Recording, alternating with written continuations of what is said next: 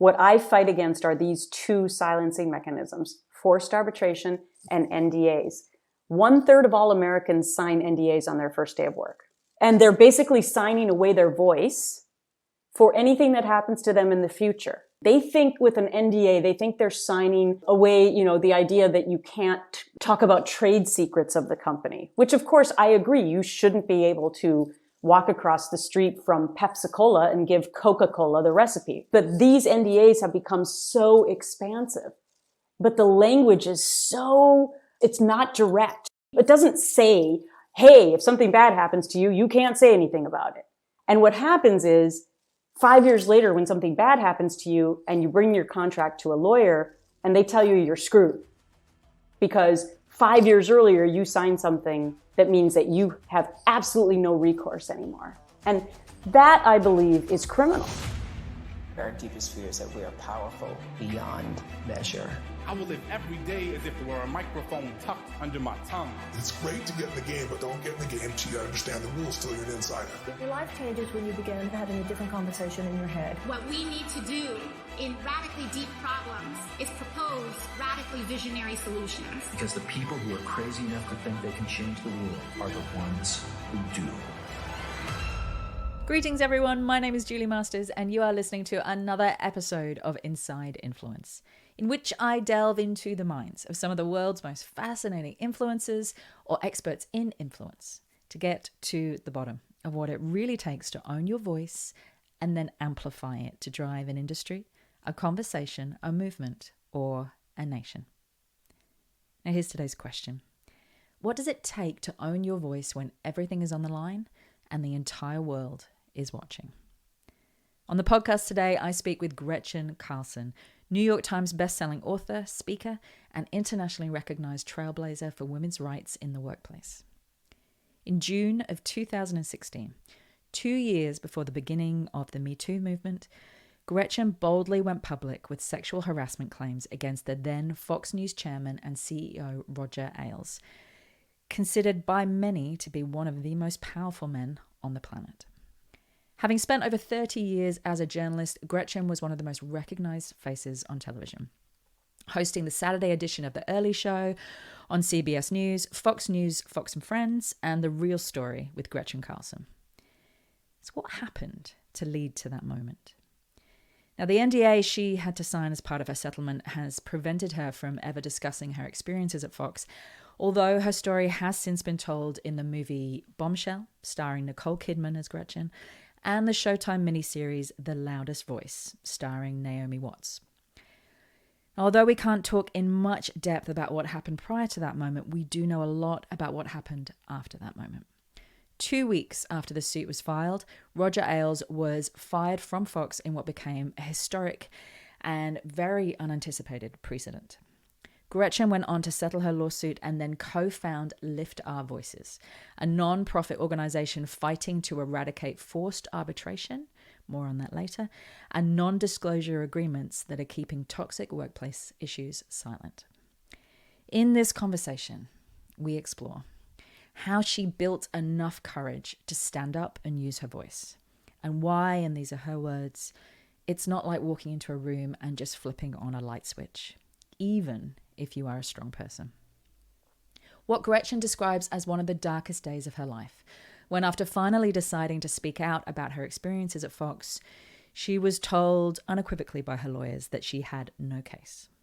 All because of a tiny clause in her contract that she and many millions of others didn't know existed. The long night before her decision to sue Roger Ailes hit the global media, and something her husband said to her at 2 a.m. that night while stood in the kitchen that gave her the strength to face what came next. Why she went on to create Lift Our Voices to end forced arbitration and NDAs, what she has learnt about changing the system, and how she has taken those learnings and in just 5 years gone on to drive one of the largest US labor law changes in the last 100 years. Finally, how it felt to watch her story portrayed on the big screen, not once, but twice, while being legally prevented from ever contributing her own voice. For me, one of the things I see playing out time and time again as I have the privilege of holding space for this podcast is the power of the courage transfer. You know, less than 2 years after Gretchen spoke publicly, allegations against Harvey Weinstein gave birth to the Me Too movement, and the world changed. Her decision, the dark nights waiting for the media crucifixion and the career destruction that was inevitably to come, started a ripple effect that then became a tidal wave of women speaking out against sexual assault. And that's the power of using your voice. Even if you're not successful, as Gretchen undoubtedly was, even if your voice breaks and your legs shake and you have no idea how you're going to handle what comes next, somebody is always watching. It might be your colleagues, it might be your team, your industry, your children. Potentially the founders of an important movement that is yet to come, that may be years in the making. But I can't think of a better way of describing what influence, what Gretchen's journey, and what this podcast is all about. Now, for those of you who are ready to take your own journey of influence to the next level, don't forget, hop on my website or the show notes and download the latest version of my ebook, The Influencer Code. It covers the 7 areas and the 7 core questions that I have found hands down to be the most useful when it comes to fast tracking your own level of influence, your own ability to make a huge impact. Just pop in your email address and it will be in your inbox in the time it takes to whistle a tune. On that note, sit back, settle down, stride out, and be ready for the journey of a true trailblazer, Gretchen Carlson.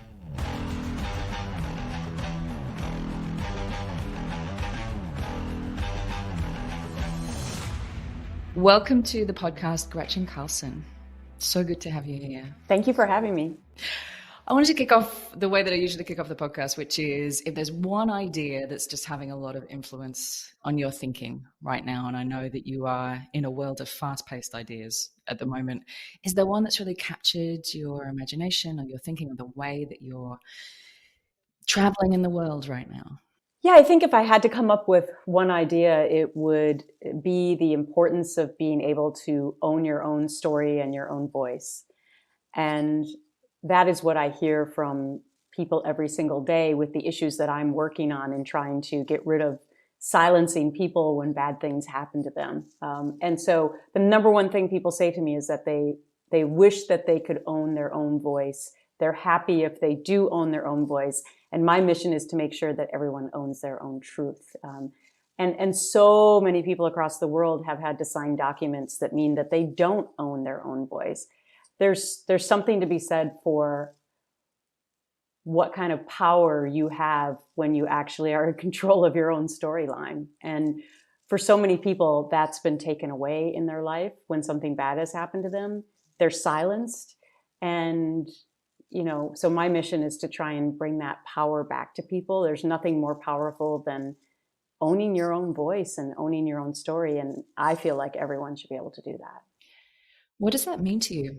To own your own voice? I mean, obviously there's to own it publicly, to be able to speak about what's happened to you, your life, your story, your experiences, but there's also something inside as well that happens when you can do that. There's almost a dignity and respect that comes in. What does it mean to you to own your own voice?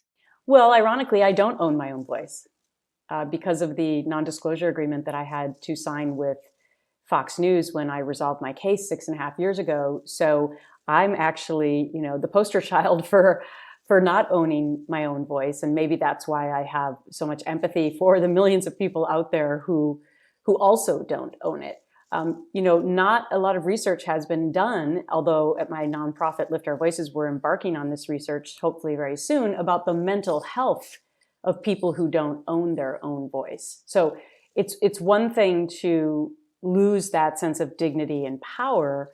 It's a whole nother thing to start analyzing how that affects your mental health in not being able to actually voice something out loud that happened to you. If we've learned one thing with mental health over the last few years, or just in general with counseling and helping people, it's all about getting to them to that point where they can share their stories, right? And we've also found out that the only way we fix these issues that are happening to people is to talk about them.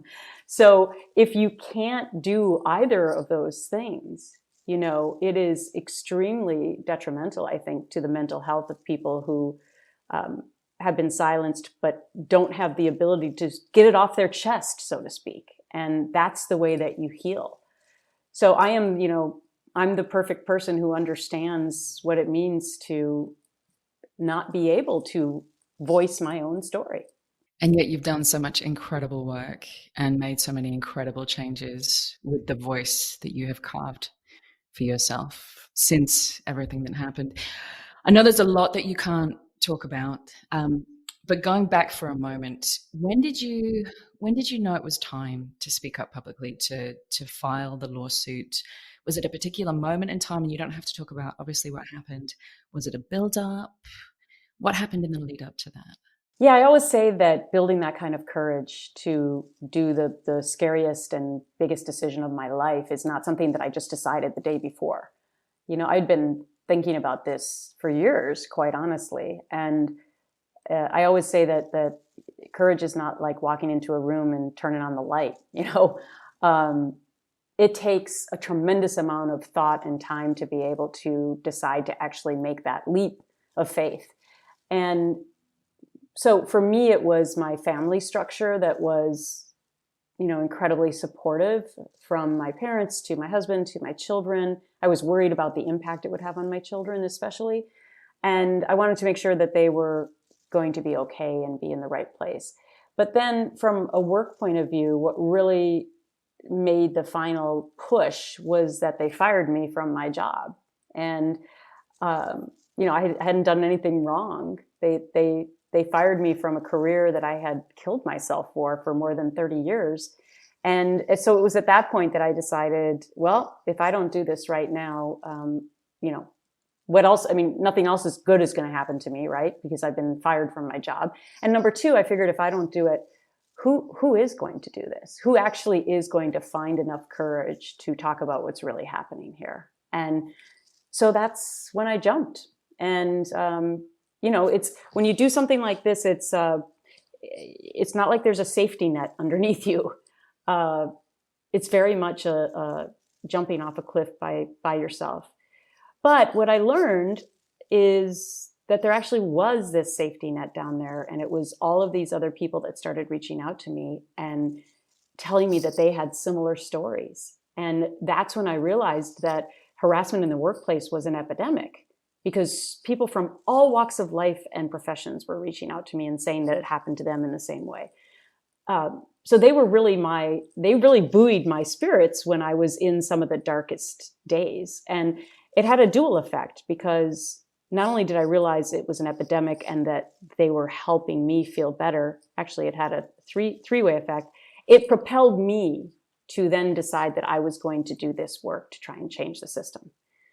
And so really what I do is not just for Gretchen Carlson individually. What the work I do now is for all of these people who have been silenced and pushed out of their jobs, never to work again, most of whom I will never, ever meet. So, I'm really doing work for millions of people that I'll never come across, but I know that it's having a profound impact. The ripple effects that we will never know when we show up and take action and use the voice that we are able to have. You had said, going back to the work that you do with Lift Our Voices, you said in one of the interviews that I read that one of the darkest days of your life is when your lawyers told you that you didn't have a case. So you've come to this point, you've decided to take action, and then you sit down with your lawyers and they tell you that you don't have a case. Why was that at the time? Because I know that propelled a lot of the work that you've done since.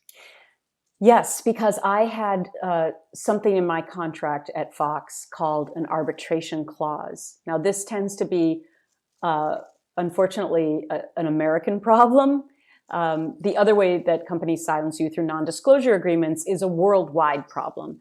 But forced arbitration is something that the American legal field has really misused over the last couple of decades. So what arbitration was intended for was to settle small business disputes, to unclog the court systems, because we just had too many legal cases in the United States. And for very small disputes, they said, instead we should just send you to an arbiter where you can just go before him and, say what your side is and the other side says what their side is. And then, you settle it for $300 or something like that. The intent of arbitration was never to adjudicate human rights violations, but that is what has happened in the United States. Over the last 30 to 40 years, arbitration clauses have become part of boilerplate contract language. And the proof of that is that back in 1991, only 2% of all workplace contracts had arbitration clauses in them. Now, by 2024, 84% of the American people will be under forced arbitration clauses. There has been an explosion of this silencing mechanism. So what does it mean? It means that in the United States, you have a Fifth Amendment right to go to an open jury trial if you bring forward a lawsuit. This shunts that. This says that on your first day of work, when you signed this clause, you gave up that right, even though you have no idea what might happen to you at work because you're just starting. So it's ridiculous that you have to sign something like that, but people don't know what it is, so they just sign. The other thing is you don't get the same amount of depositions or witnesses in arbitration. The biggest thing is that there are no appeals and the process is secret.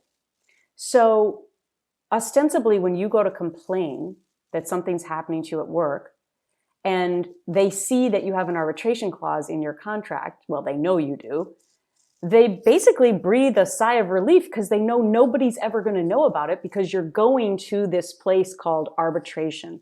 The other thing is the company usually picks the arbitrator for you. So what's fair about that?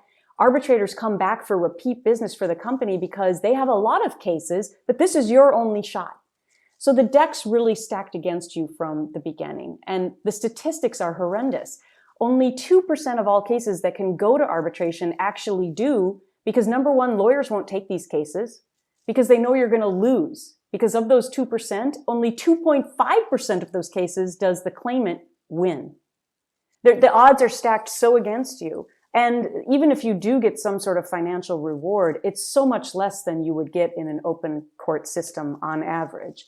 So it's been this wonderful secret way, if you're on the other side of things, to cover up bad behavior at work and to even stop people from bringing claims forward, because why bother? They know they're not going to win and they probably can't even find a lawyer to take their case. So coming full circle, I had one of those clauses, like millions of other people.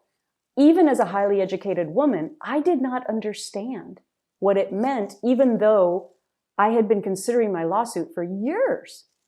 And so that's why it was a dark day when my lawyers said to me, you may have a really great case, but you don't really have a great case because you have this arbitration clause, which means nobody's going to ever know what happened to you. So the way that they strategically tried to get around that was to sue my alleged perpetrator, the CEO and chairman of Fox News, Roger Ailes, personally, instead of suing the company to try to circumvent that arbitration clause. That's the only way that we were able to make my case public. But if we had not come to a resolution and this had gone through the court system, I probably would have been thrown into secret arbitration and nobody would have ever known what happened as a result of my case. But at least I was able to make my case public. Millions of other people don't have that opportunity. And that's why we were sort of fooling the entire world that these kinds of things weren't happening at work anymore. The reason people didn't think they were happening is because they weren't hearing about these cases, because they were all going to this secret place. So it's complicated and it's a little wonky, but it's really, really important that we educate people on this because they have no idea what they're signing. And as you said, it's your first day at work. You're not thinking about any of the things that might happen. You're not sat there thinking about the worst case scenario. You just want to sign and start this brand new exciting chapter of your life. It's like you're not considering any of that on your first day of work. It's a great time to get someone to sign something that completely removes their voice. Yeah, and millions of people across the world are also signing non-disclosure agreements on their first day of work. So what I fight against are these two silencing mechanisms, forced arbitration and NDAs. 1/3 of all Americans sign NDAs on their first day of work. I mean, tons of people. And they're basically signing away their voice for anything that happens to them in the future. But again, it's their first day of work. So they're signing away their own truth and their own voice for something that might happen to them 5 years from now. And so this is the system that people don't understand that they're signing. They think with an NDA, they think they're signing away, the idea that you can't talk about trade secrets of the company, which of course I agree, you shouldn't be able to walk across the street from Pepsi-Cola and give Coca-Cola the recipe, right? But these NDAs have become so expansive. But the language is so, it's not direct. So it doesn't say, hey, if something bad happens to you, you can't say anything about it. No, it's very legalized, so you don't understand what you're signing. And you think it's only about proprietary information. And what happens is, 5 years later, when something bad happens to you and you bring your contract to a lawyer and they tell you you're screwed because 5 years earlier you signed something that means that you have absolutely no recourse anymore. And that, I believe, is criminal. People should not be fooled into signing things without understanding it. Also, nobody wants to be the person that refuses to sign an NDA. And in my business, which is consulting and speaking and training, there's a lot of NDAs involved. And you don't want to be the person who refuses to sign an NDA, because the idea is that sends a message that I can't. I'm kind of scheming here. I can't be trusted. If I'm not prepared to sign an NDA, then that means that chances are I'm going to shop across the road, or I'm going to take these secrets with me. So you're in a completely powerless situation right then and there if you refuse to sign it in the first place.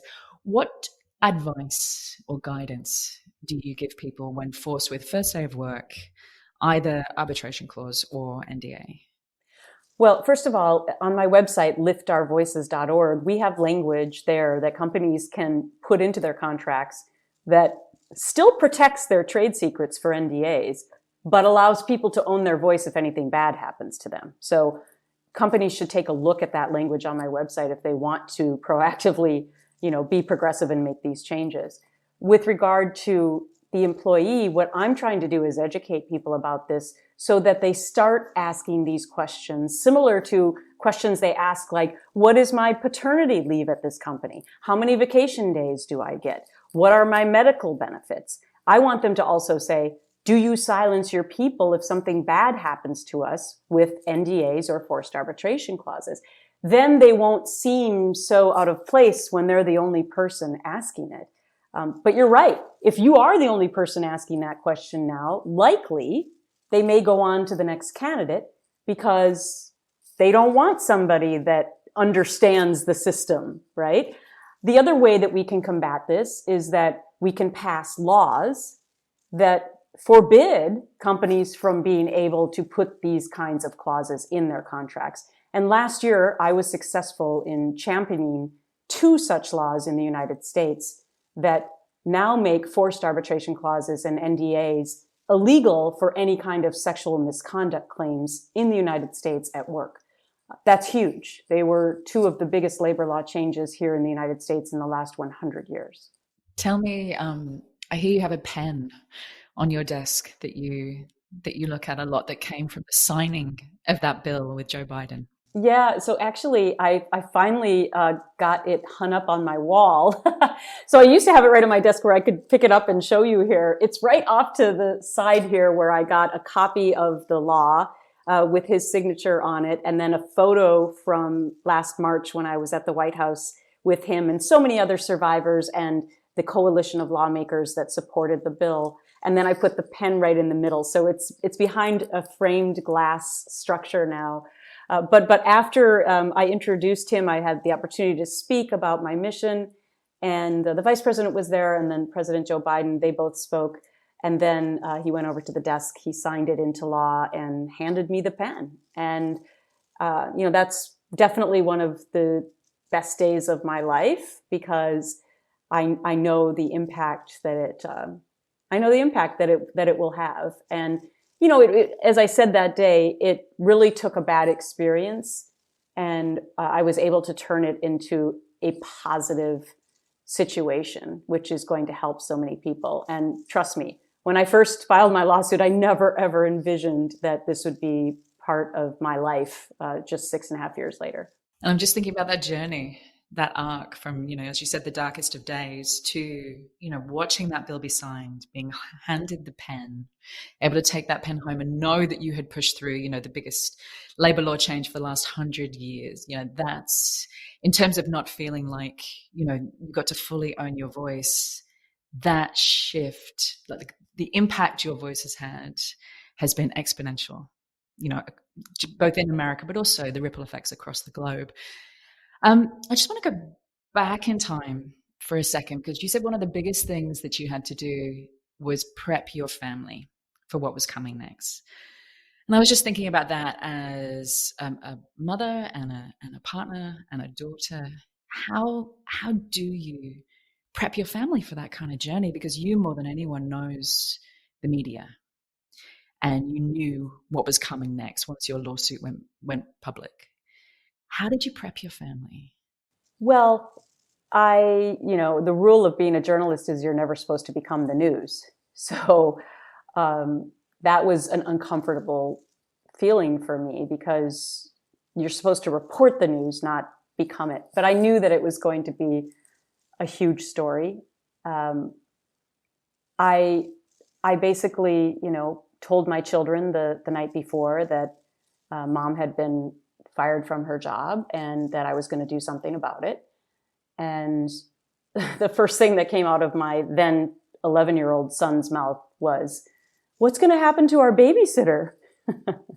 Because he was worried that she wouldn't still be, around. And I said, "Oh, let's not worry about her, but what about mom?" But anyway, I don't think they fully comprehended what I was telling them at that point in time. The interesting thing is that we were supposed to be going on a vacation to California during that time. So I told my husband to still take the kids. So I was actually by myself, which was doubly hard then. But it was important that I be here physically, because I didn't want to make it look like I was running away from anything, that I was standing proud and I was, going to face the music, whatever that was going to be. The other thing is that my parents, have been a very central part of my life. I'm still blessed to have them in my life. And no matter how old you get, you always want to get the advice and praise from your family members, especially your parents. And it took them a long time to get to a place where they could actually say that they agreed that I had to move forward with a lawsuit. I come from a state in the US called Minnesota, which is like known for all their nice people, and people don't really file lawsuits there. And so my parents were very opposed to that at first. But they had a very tearful conversation with me a few months before I did it, and they finally had come to the agreement that I had to do it. And that was another, big reason why I decided to do what I did. And then just with regard to my husband, it's not fun in any relationship to have to come home and tell your partner what's happening to you at work when it's harassment. But, he understood that I finally had to do what I had to do, and I had his support as well.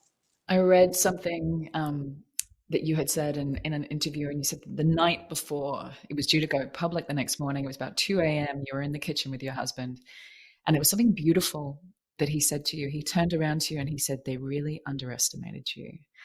And I just thought, what an incredible thing for him to have said. Did it feel that way? Were you stood there feeling like they've really underestimated me? Did it feel that way in you, or were you kind of looking back at him going, actually, I may have bitten off more than I can chew here. I don't feel that way. How did you feel at 2 a.m. the night before? So I had been underestimated in my life before. So when he said that, I think he knew that. And he also knew that, I always have my ducks in a row before I do anything. And he knew that I would never go through with something like this unless I had, I have to be careful what I say here, but, he just knew that I would be incredibly prepared before I would do something this monumental. And, what I mean about being underestimated in the past was I come from, as I said, a small town in a northern state, which some people, think is rural, and maybe somehow you don't become gutsy in that state. I don't really understand why, but I'm also petite, and I think people had this impression that I'm just some sweet little girl and I have blonde hair. And so I had felt this before in my life where somehow people didn't think that those things added up to being a fierce, strong woman, which I truly am at the core. And my husband knew that.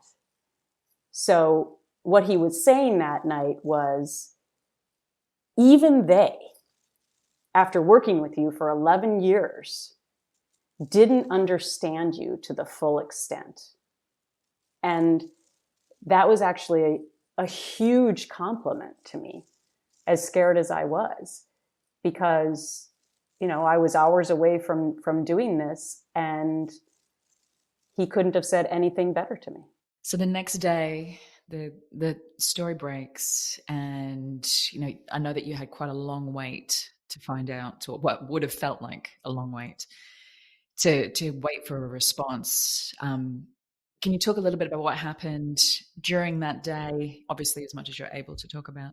Yeah, so I went to one of my lawyer's houses, and there was a group of us together, the team of lawyers, and the lawsuit was filed in the courts at 9 a.m. and we just waited. We waited to see if anyone was going to find it. And by 11 a.m., I wasn't feeling so well because it was my stomach wasn't feeling well at all. And by 11 a.m., my phone started ringing, and it was reporters. And, then my lawyer sort of took over, and I would say within the next hour, it was on national news on the television. And so we just sat down and started watching the coverage. And mainly my lawyers sat on the phone for hours and hours and hours talking to reporters. In the United States, this was a huge national story. And, Roger Ailes was one of the most powerful men in the world, but certainly in media in the United States. And so I think there was a tremendous amount of disbelief that somebody would actually do this. And then what really the first sort of messaging that we got was that at 6 p.m. that night, Fox finally put out a statement, but it came from the parent company, which was very interesting. It came from the Murdoch sons, and it said that they were starting an investigation. And we were very surprised by that. Then 15 minutes later, Roger Ailes put out his statement saying that he denied everything and that I had been fired because my ratings were bad and, all of that kind of stuff. But that signaled to us that the parent company was in charge and they wanted their statement out first and his came second. So it said to us that maybe there was a glimmer of hope that they weren't going to just brush this off, that they actually were going to take it seriously. And, so that was encouraging. I think it's important for anyone that's listening also for context. This is, I think it's 2 years before Me Too, there's very little precedence there. So what were you warned might happen after this? Because you would have, I'm sure you would have been warned. I'm sure you would be anticipating a certain level of behavior. What were you waiting for? Yeah, the number one thing my lawyer said to me was that you're going to be maligned. People will call you a liar and come out against you. And sure enough, Fox was a media machine. I mean, the very first night they went directly to their female TV hosts who were lawyers and had them disparage me and say that I was a liar. And I knew that was going to be their strategy, because they wanted to show that women who understood the law didn't think that I was saying anything that was true. And every night they rolled out another person who was very popular and would, say that they were siding with him. So that was hard to take. Look, I also had incorporated crisis social media people as part of my team, so that they could help. They had a hashtag that went viral that said #StandWithGretchen. So it really started this other campaign that was going up against what the Fox machine was saying. And that was wonderfully important to me, because I would read a lot of bad messages, but then I would also see all of this support. And that was, that was really heartfelt for me, because I realized that so many people were on my side and were wishing me well. And then a lot of high up females within Fox started to come forward as well. And so their stories started coming out. How did that feel when that started to happen? Were you anticipating that? Never. I think that was a product of the investigation. So, at first they started the investigation inside the Fox building, but they weren't really getting any takers. And I can't really expand on why I know that they weren't.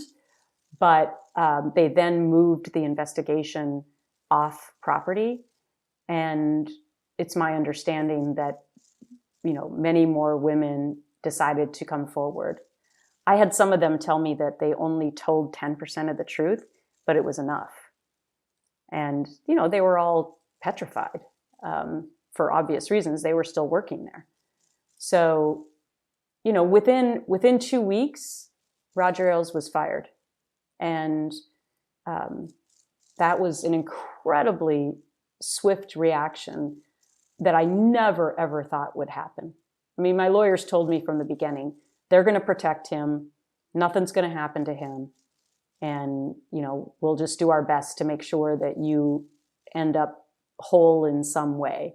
I thought I was going to be crying for the rest of my life because I'd been fired from my job. And then it started just changing pretty soon after. And then when I started going out in the public, people were congratulating me, and they were telling me their own stories, and they actually gave me hope that maybe life would be okay. And so it all happened very quickly. A lot of it is a blur, but I'm thankful for the way it turned out. And you had said that day, the day that he was fired, you had one of the first extensive conversations with your dad. Since the beginnings, conversations when you were first considering it, what did he say to you?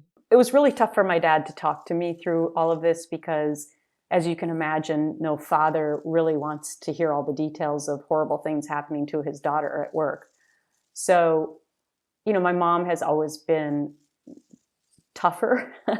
And so I would tell her everything, and she didn't have a problem with that. But I think once my father knew that what I had done had actually had a huge result, and that it looked like I was going to maybe come out of this okay, he was then, he could pull his emotions enough together to be able to have a conversation. And it was very, very, very emotional. He just said to me, you did it.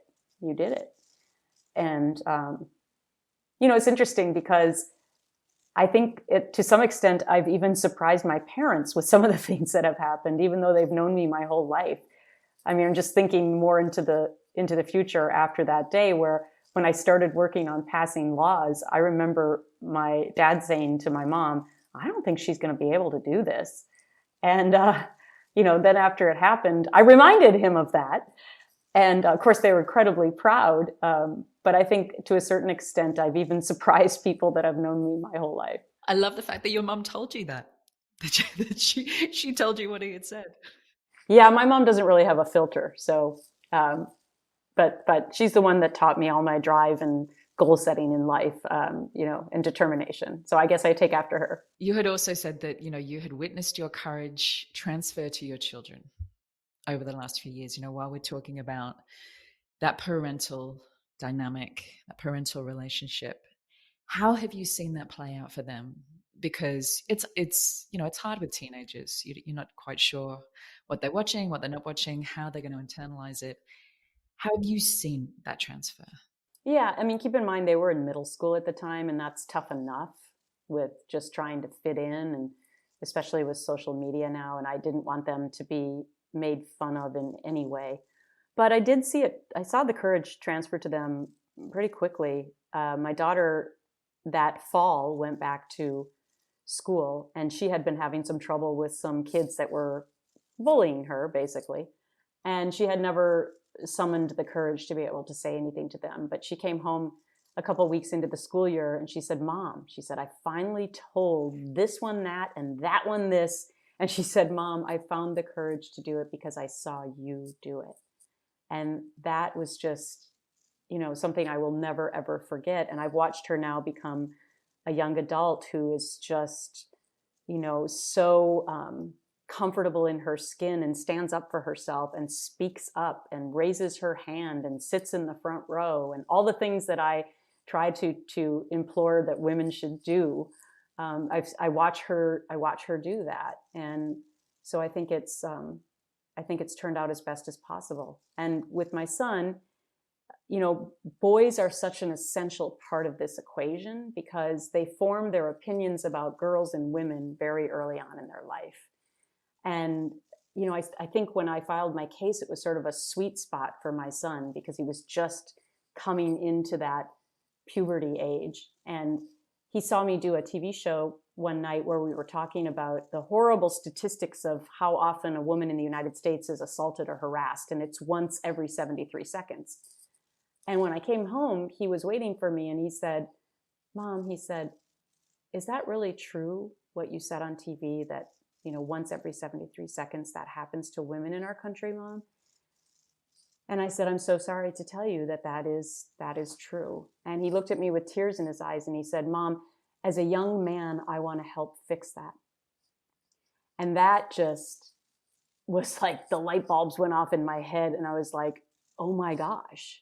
Like if I've done nothing else in life through this process, those two examples of how this has impacted my children are beautiful and wonderful and things that they will never forget. And I think it's really shaped their lives in a positive way. In fact, my son wrote about his experience of living through what happened to me as his main college essay this year, to get entry into college. And I was so proud of him that was his idea.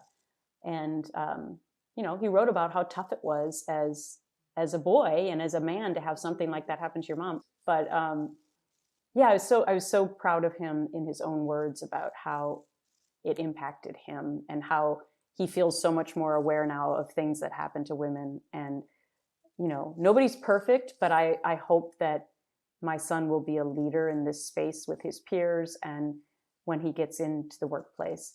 You know, but back to my thought of getting to our boys, it's just crucial that we get to boys early on so that they learn how to respect women from that point. It's almost too late when you try and change them when they're 40 or 50.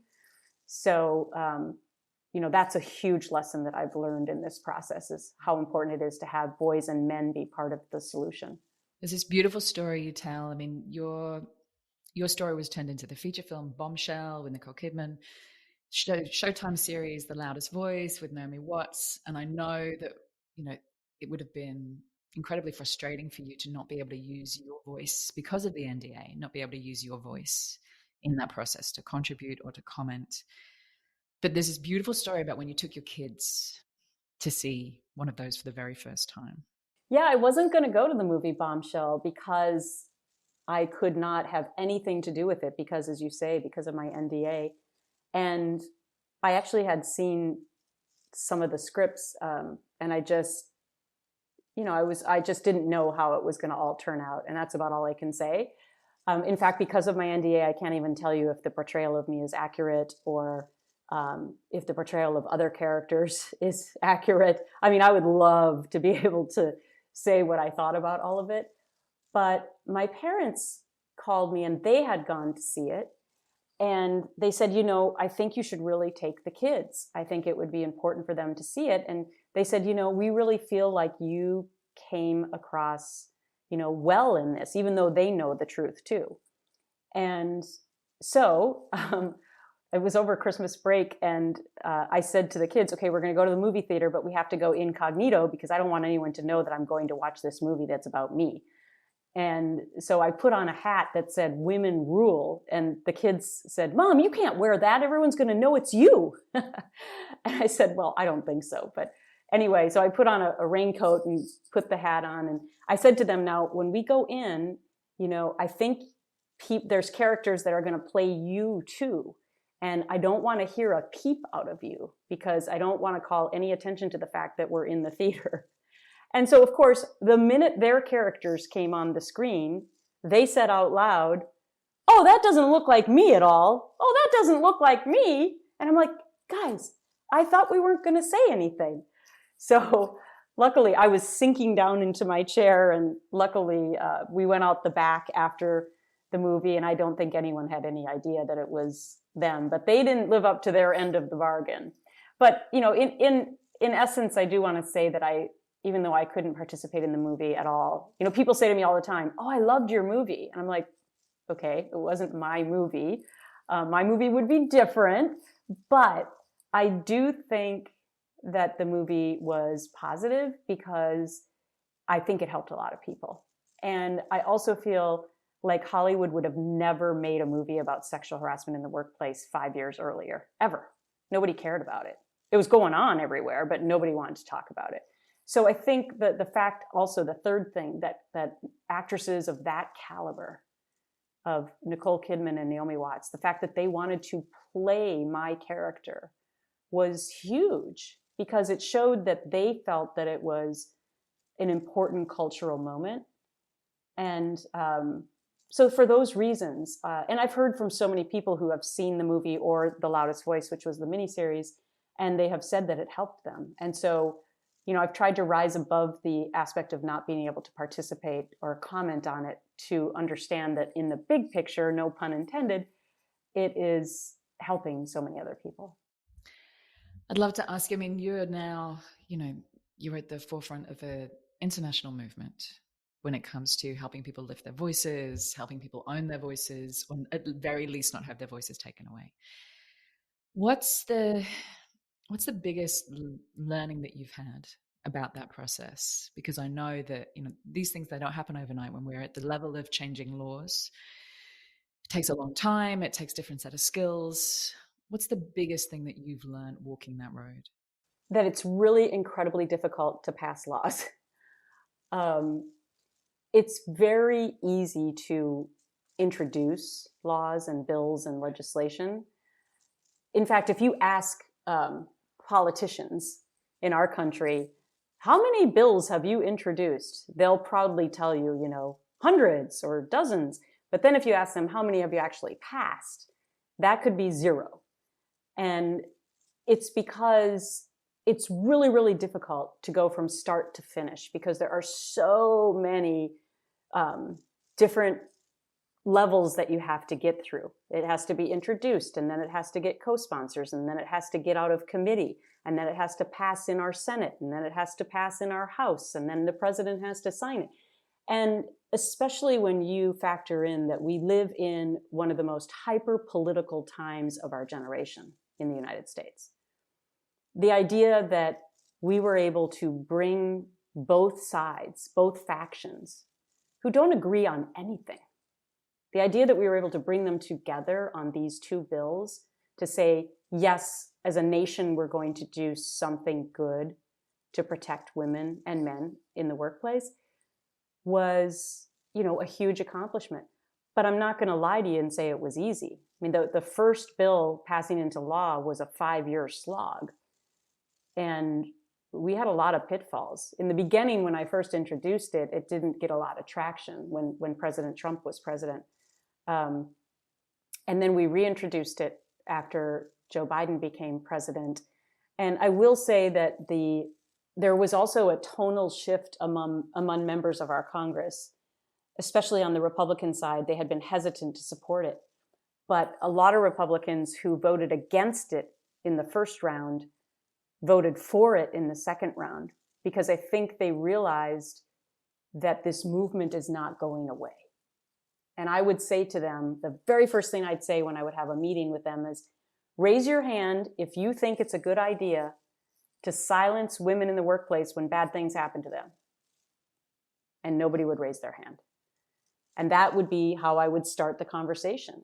And basically many of them came to the conclusion that this was the right thing to do.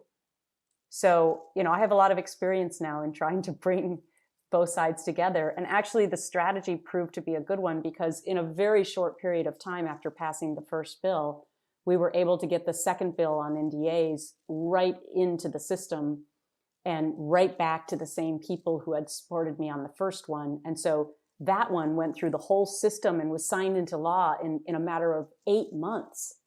That was just one of the fastest bills I think that has ever been signed that isn't an emergency.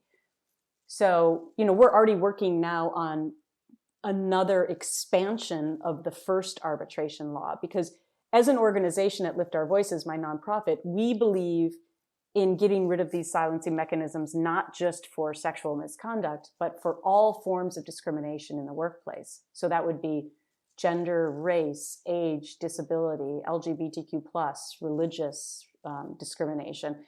We believe that none of those human rights violations should go into secrecy.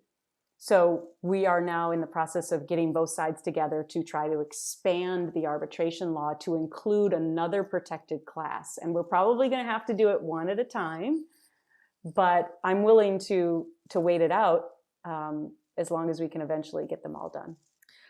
Gretchen, thank you so much for your commitment. Thank you so much for your work. Thank you so much for your vision and for making the time today. It's been a joy and a pleasure to connect with you.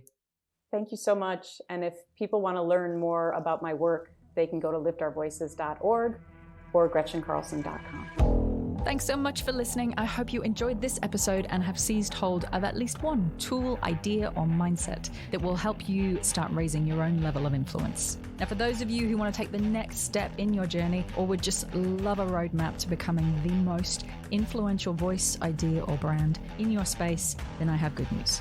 You can now download the latest updated version of my ebook, The Influencer Code, from my website, juliemasters.com. Also, there's a link in the show notes. Just pop in your email address, and I promise I will not spam you, but it is jam-packed full of ideas, tools, and case studies that I have come across in my now 20 plus years of doing this work. Not to mention the 7 areas and 7 core questions that I have found to be hands down the most valuable when it comes to immediately lifting your ability to make an impact. Download it, keep it, share it, juice it for all it is worth. I hope it makes a massive difference in both your career and your business.